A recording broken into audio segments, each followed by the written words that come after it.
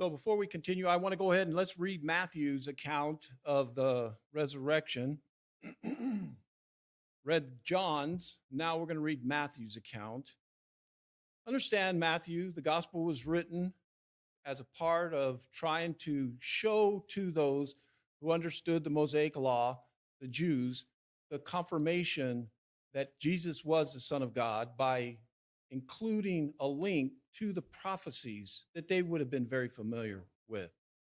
So, starting in Matthew 27, I have it on the screen as well, starting in 57.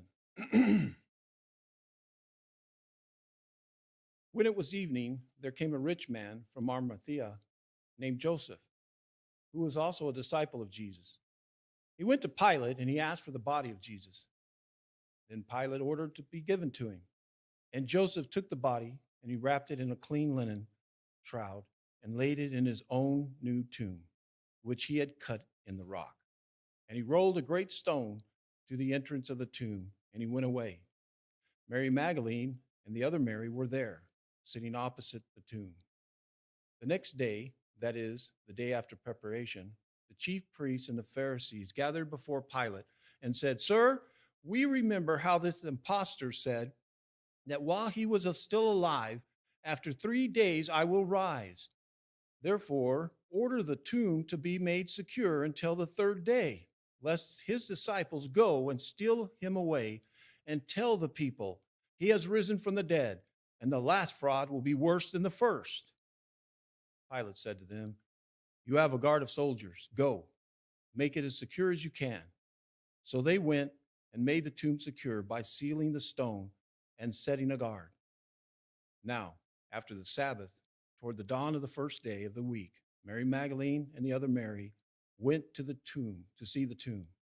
And behold, there was a great earthquake, for an angel of the Lord had descended from heaven and came and rolled back the stone and sat on it.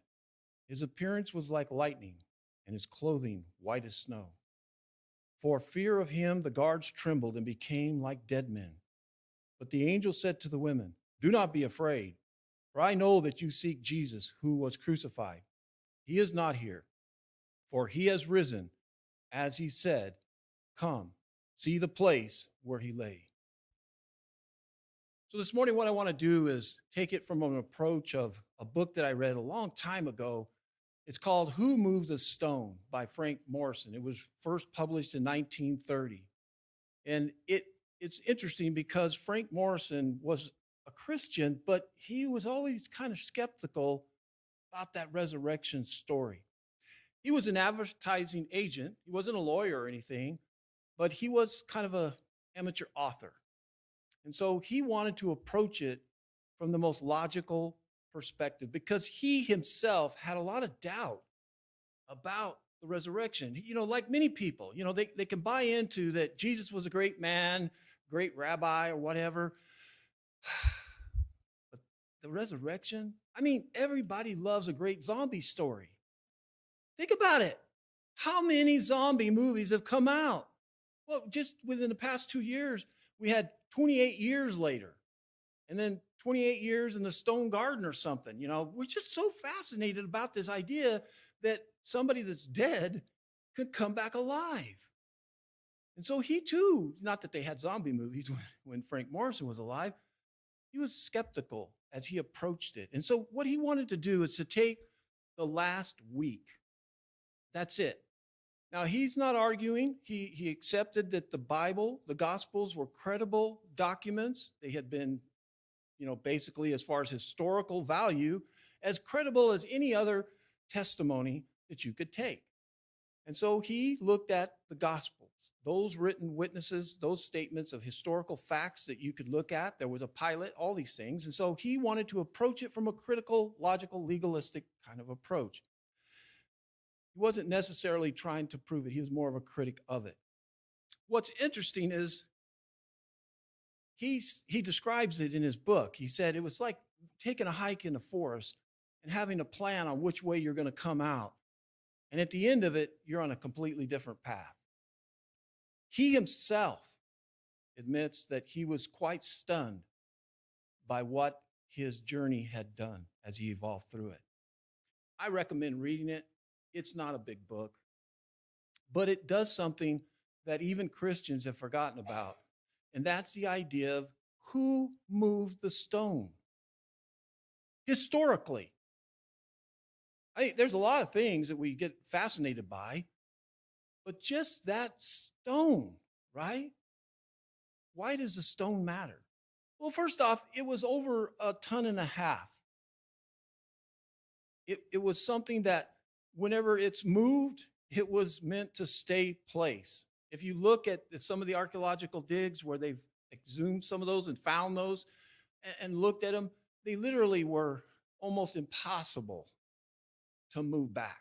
They were cut as a part of it, but it was also set at a slight grade so that once you released it and it was moving to seal, you really weren't going to be able to move that stone back at all. So what it does though, and this is what Frank Morrison's approach was if Jesus truly died, was truly buried, what the stone explained. Explain that stone. We know he died. We know he was buried. We know where the tomb was at. And we know that there was a rise of witnesses that are accounted for, testimonies, historical and biblical, that this grave was empty. How would they know the grave's empty? Well, the stone had to be moved. So what he does is he takes those final events as if they're a case to be examined. He looks at the death. He takes a look at the burial. He goes through the fear. He starts in the garden and he goes all the way through. And even if, because I don't have time, he even pulls out things about Pilate and his wife and the dream that she had and the testimony of the warning that his wife gave Pilate about don't have anything to do with this. Don't be a part of this. And he shows the collaboration, the depth of collaboration that was going on between the Jewish leaders and the Roman government to try to get rid of this treasonous, rebellious person. And the fear that went around it, the fear on all sides, the fear from Pilate himself that he's lost control, the fear of the Jewish leadership that they're now going to have something that's out of control as well. The fear of the apostles, the disciples themselves, all of them, around from the time that he was arrested through his crucifixion. And then he looked at the witnesses themselves and can examine what was going on. So then he said the question alone is, who opened the tomb? So he develops a simple way to test each one of these. And all these theories are who could have done it? And the way he does it, and it's still today, you will hear it when police are investigating a crime. They use this same principle to this day. One, motive. Why would they move it? What do you have to gain? And honestly, most crimes, if they can't find a motive, the investigators will move on because they'll go, there's absolutely no motive here. So first one is motive, and then the next one is means. Could they do it? Do they have the capability to take care of and accomplish it? So motive and means. And then the last one that's critical is, did they have the opportunity? Could they have done it? So some of the key facts that we got to keep, and that we're not going to argue, that I think that even most critics even of this historical event is the one, Jesus was truly dead. I know there's some that have this thing called a swoon theory. In other words, he was so close to death that they couldn't tell whether he was dead or not. Well, first off, he was so close to death that most even physicians in the description of the condition that he had experienced, you're not going to open that tomb from the inside. He was dead. The next one is he was buried. That's a fact. Dead, and he was buried. The Romans say it. The Jewish leaders say it. His disciples say it. it's not really argued, the fact. The other thing is the location. As we read already, now there's two other accounts, and I didn't have time. I thought about reading them all, but I thought, well, for time's sake, we already have read two of the accounts, historical and biblical ones, right? Because I see them as both. That Mary and Mary Magdalene knew where the tomb was at. They were there. We know as well that Joseph of Arimathea, he knew. And by the way, Nicodemus, the one who came to Jesus by night, was also there. So the Romans, of course, they knew where he was at. And we know the Jewish leaders. So the tomb location, now as far as the one that they're showing historically today, I don't know. They've got they claim that they know the tomb that's in Jesus, but there's been so much war and destruction in that area. I don't know if the one that they're proclaiming today is the actual one, but at this point in history, we know that it was a very known fact.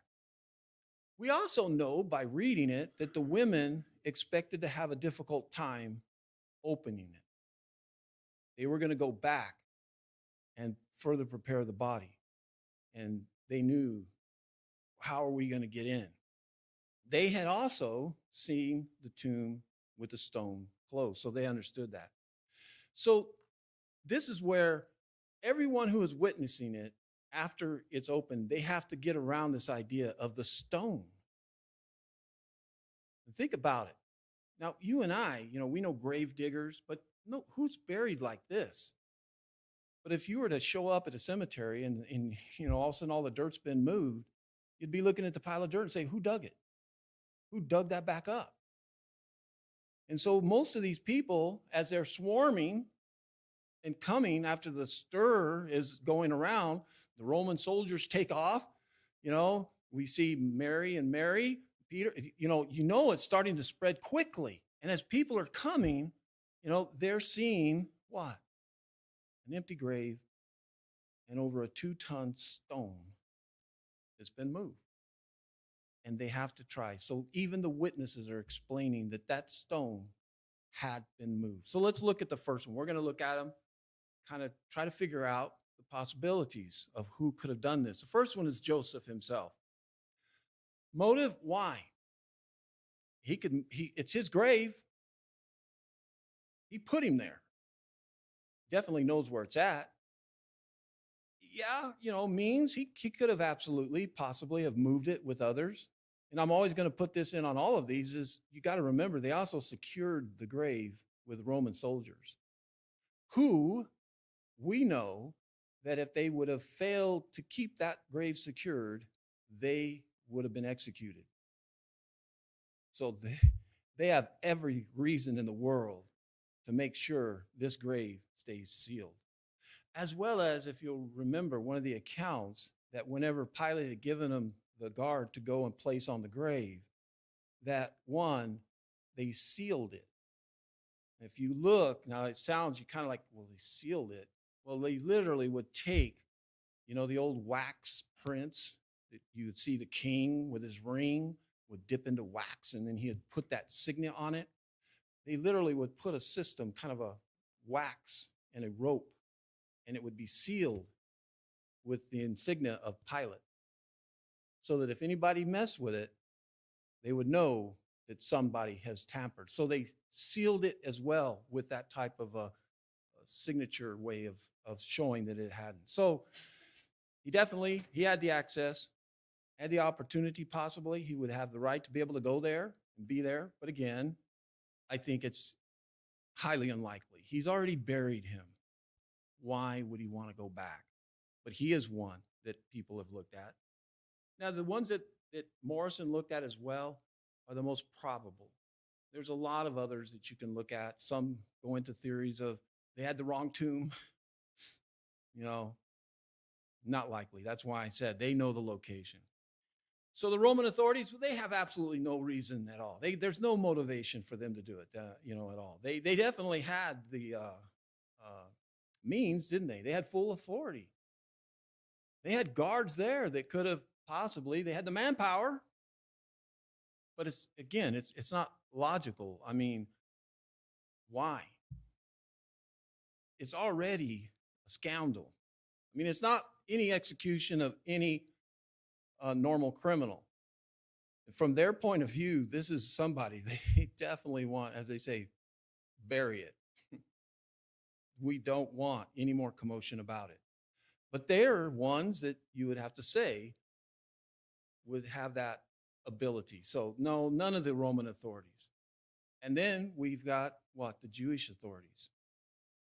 One of the things is that maybe, their motive was to stop unrest and devotion because, the grave would become something symbolic. And so maybe their motivation would be to get rid of the body and to move it.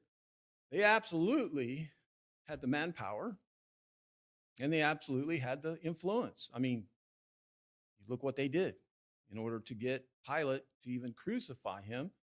Pilate was very reluctant. So we know that they had both the men and the opportunity, and they were close to the tomb. They had access. They had free reign. They could go wherever they wanted. And that would be one of the strongest ones because in a lot of ways, they had a lot of reasons that they didn't want him to become this super martyr. But you heard it. We read it. One of the things that they said to Pilate was what? We want this grave sealed. We want it to stay sealed because that fraud said when he was alive that in 3 days he would rise again. And then it's going to be even worse. So I think we really can't even they're not considerable. Now the disciples, that's a good one. Well, why? Well, one, they want to preserve his name, his cause. And he had heard say that once I'm dead, in 3 days, he's going to raise. He's going to come back to life. And so we got to make it look like he came back to life. So, we got to open that grave and we'll just take the body off somewhere and we'll hide it. Oh, man, if any of us have read any one of the Gospels, they were so messed up. When he was arrested, all of them scattered but two. They ran. They took off like cowards and fled. Peter himself wasn't even present during the crucifixion. He became so tearful because of his betrayal and denying Jesus. The only one was John that was there. Everybody was terrified of what they had seen him go through. There was no time for them to rally again. There was too much intensity of emotion. And so it's highly doubtful. And the other thing is, let's come back again to the Roman guards. Peter couldn't even wield a sword good. Remember what he did in the garden when they arrested him? He pulls out a sword and he tries to defend, and he ends up lopping the ear off of one of the priest's assistants, and Jesus heals it. So fishermen going up against hardened Roman soldiers, even if they showed up and tried, there's no way. So I think that's a really weak one. Then the last ones is the women themselves, which I think we've already seen. They'd come back to honor the body. So yes, they were there. They were present. They would be somebody, but we know that they couldn't move the stone. They were asking that question on their way to the grave, right? They arrived at dawn. So we know the opportunity, but it's really not. There's none. So, and again, like I said, if you try to go through and try to find who could have moved that stone, that's important because it has a lot to do with the fact of proof of the resurrection. At least the body's gone and it's starting to link. As you're going to that grave and you're hearing the fact that this over 2-ton stone has been moved, it's going to start. But who could do it? So when we kind of look at the evidence, what it shows is, one, the stone was moved before the women even showed up. As they were approaching, we hear that there was this earthquake, soldiers faint. The tomb had been entered before dawn. And then the other evidence is nobody ever produced the body. This has always been one as I've grown up thinking about. I mean, produce a body. just, because people will buy anything. I mean, you could throw a body out there, and especially if it's been beaten and bruised like that. I mean, honestly, who would recognize in his condition of what they inflicted upon him? They could have just taken a body of anybody and just ripped it up and tore it up and taken it and thrown it out in the street and said, nah, that stone thing, an empty grave. Look, come over here. Everybody come and show them. The Romans could have done it just to calm the audience and everybody down in the city. And the Pharisees too would have said, yeah, they tried to take him, but there's his body. He's not alive. Never produced a body. Not at all, did they? So really, all of the natural methods that we could try to come up with, and this is the way Frank Morrison was that there's nothing natural that could have moved that stone. It had to be something that's supernatural. So the most logical conclusion is it has to be something supernatural. And even the witnesses, even the Romans themselves, all of them, whether they believed in God or not, whether they believed that Jesus Christ was the Son of God, somebody moved that stone. And there was no logical explanation. That's a witness, isn't it? That's a witness. Opening that stone was not to let out a trapped Jesus. Like some have said in that one theory about the swoon. They had to open it up and, get him out because he was still alive. He was already gone. You notice also that his grave garment, everything in there was orderly. It wasn't like somebody came in. If you were going in to snatch a body, would you show any honor to any of the garments? You just grab the body and go. You wouldn't strip it down of the grave. It's like taking a body, and then pulling it out of the casket and leaving the casket behind. And then just taking the body. The stone was a witness to show that he was risen. Because he didn't appear to everybody. That's the one thing that people don't understand. He did not appear to everybody. But the one thing that did appear to everybody was this stone and an empty grave and the lack of a body. Those are facts that even to this day, the agnostics and people, when they go back, if they examine this, not trying to get a feely, touchy Christian and like, oh yeah, there's a God. Just look at the facts. Look at the logic of this. Who moved the stone?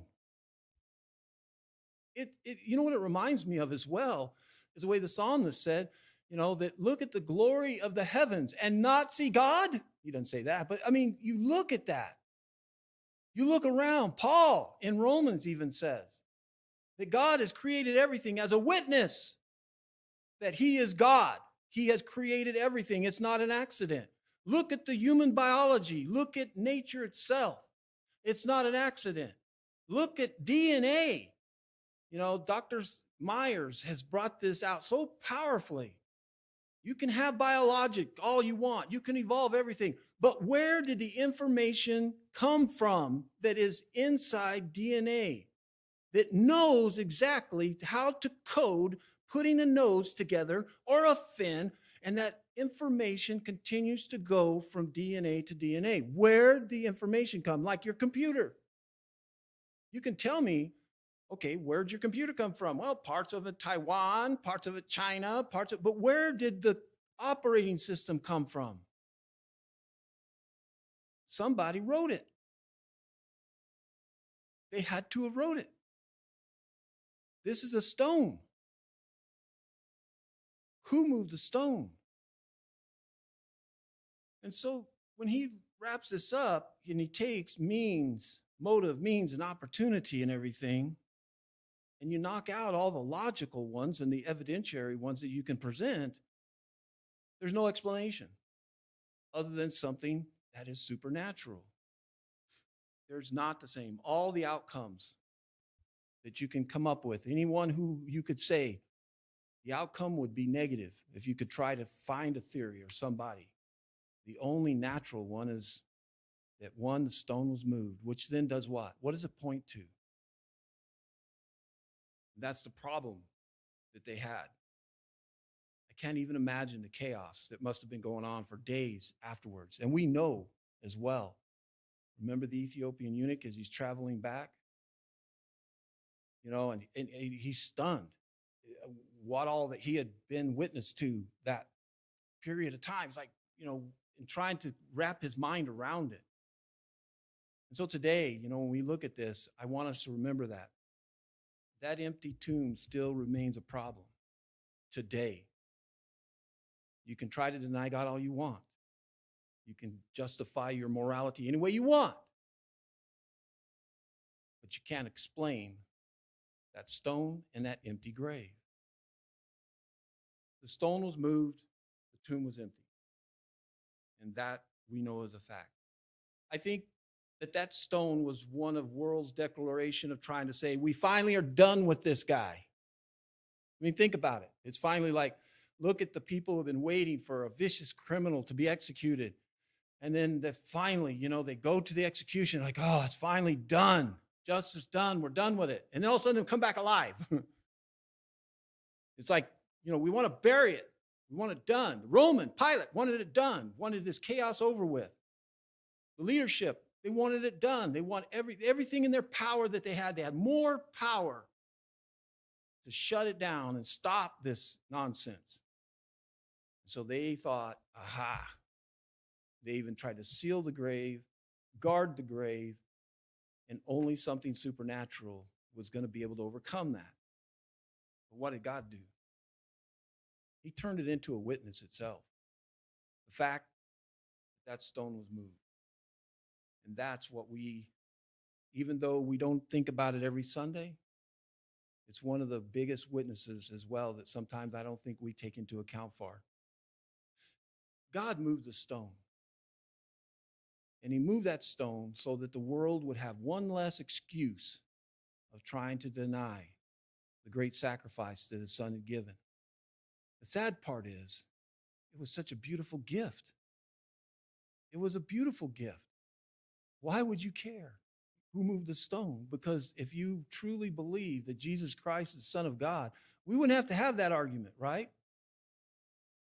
Because you would know that there is only one God. Even today, sometimes when I'm talking to people, trying to, convince them that there's a God to begin with and all these other things, I just think of all the things like I just shared with you about nature, the stars and astronomy and all the things that are going on. And the fact that why would you refuse to accept it? You have more to lose by rejecting it than accepting the simple fact of what God has done for you. And that is to offer his only son, that he would die in your place. And that in that resurrection is something so powerful. The Apostle Paul in 1 Corinthians 15, starting in verse 5, there's a lot of questions about the resurrection and about the next time, because we as well, we don't want to think that death is the final place. And everything about the gospel, Paul says, is about he died, he was buried, and he was raised. And then he goes, you got to go read 15 because he's talking to us today. That everything about our hope is in the resurrection, not the grave, not the death, but the resurrection. And as Paul says in Romans chapter 6, that as we are baptized in the likeness of his death, burial, what else? Resurrection. Our hope is not in death. Our hope is in victory. And because the Lord moved that stone, he's talking to all of humanity. Listen to my story about my son and what he accomplished in order to bring you everlasting life. That is what resurrection is about. That's what he wants us all to have the hope in. But you're going to have to make that decision for yourself. Are you going to be one that's going to still stare at that stone and come up with some alternative way and deny? Are you going to accept what God has done in such a powerful, loving way in providing that sacrifice so that we can have everlasting life? So this morning, if you're with us, I hope that you will consider all of the evidences and all the wonderful things God has done to bring us salvation and accept it. I mean, how hard is it? I mean, most people will say, yeah, I believe that Jesus is the Son of God. Well, that's good. You know, James said even the demons believe that. That's faith. Demons have faith. They're not getting into heaven. But we also have to take it further. We have to have a faith that then takes action. Action on what God has said. Action according to a pattern of people who listened to those witnesses as they spoke. And then they responded. And what do we find them doing? We find them like our Lord Jesus Christ. They die in water, they are buried, and they're raised. You know, the other thing that Paul brings out, and Paul is probably, I know I'm digressing a little bit, one of the most powerful things about Paul himself was he was a hater of the Christians. He was one of the first group that was attacking the church. And he then turns around. His life alone is one of the most stubborn, academically locked in type of a person you could ever imagine. And to give up everything that he gave up and then proclaim like he does in Romans and also then in Corinthians. He even says how many witnesses. When he wrote the letter to the Corinthians, he tells them there are over 500 people that they saw the Lord alive. And he said, most of them are still alive. In other words, you can check me. You don't believe me? They're still. He said, now some of them have died. He did it with evidence. Like Frank Morrison in this book, he did it through the evidence. The Lord provides evidence, not just a feel-good thing that he was raised from the dead. It's a fact. So now this morning, as we think about it, and we're going to sing this invitation song, what is your choice? What have you been doing with our lives? I mean, I don't want to be just a rotting corpse. I want to have more. I want a hope of living forever in a beautiful place with other ones who love the Lord as well. So this morning, if we can help you in establishing that relationship by being baptized, buried, and raised again, walk in the newness of life and having that hope, because that stone was moved and he endured it for you. And that's the thing. His grace is still there for all of us. It doesn't matter what point in your life. Never too late. Well, until you breathe the last, then it's too late. So think about these things, and if we can help you in your relationship with him at all, let us know while we stand and sing.